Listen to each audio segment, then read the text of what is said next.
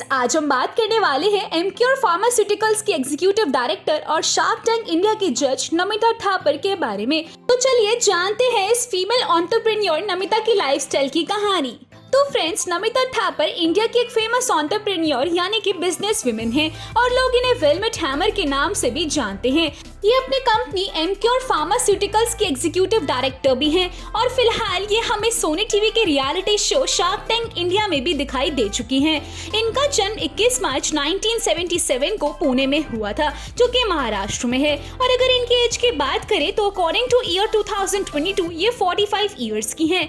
अगर इनकी क्वालिफिकेशंस की बात करें तो ये हाईली ग्रेजुएटेड हैं और ये पढ़ने के लिए पुणे के सावित्रीबाई फुले पुणे यूनिवर्सिटी गई थी और यहाँ से इन्होंने बीकॉम की डिग्री ली और इसके बाद ये ICAI में गई थी और यहाँ से इन्होंने चार्टर्ड अकाउंटेंट की एक डिग्री की।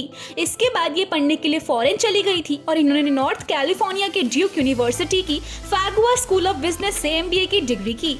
और अगर इनके अवार्ड्स और ऑनर्स पर एक नजर डालें तो ये इकोनॉमिक्स टाइम विमेन में फीचर भी हो चुकी हैं। नमिता का जन्म पुणे के एक वेल टू डू फैमिली में हुआ था।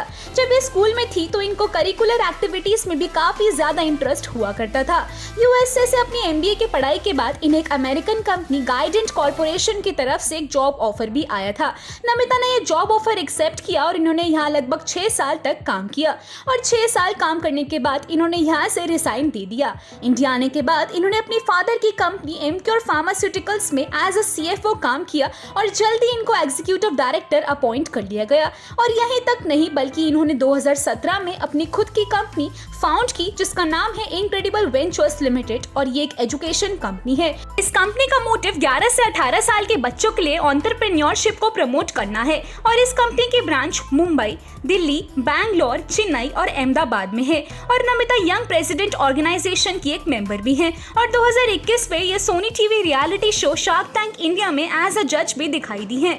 इनकी मैरिटल स्टेटस की बात करें तो ये मैरिड है और इनके हस्बैंड का नाम विकास थापर है जो कि पेशे से एक बिजनेसमैन है। अगर इनके चिल्ड्रंस की बात करें तो इनके 2 बेटे हैं, जय और वीर।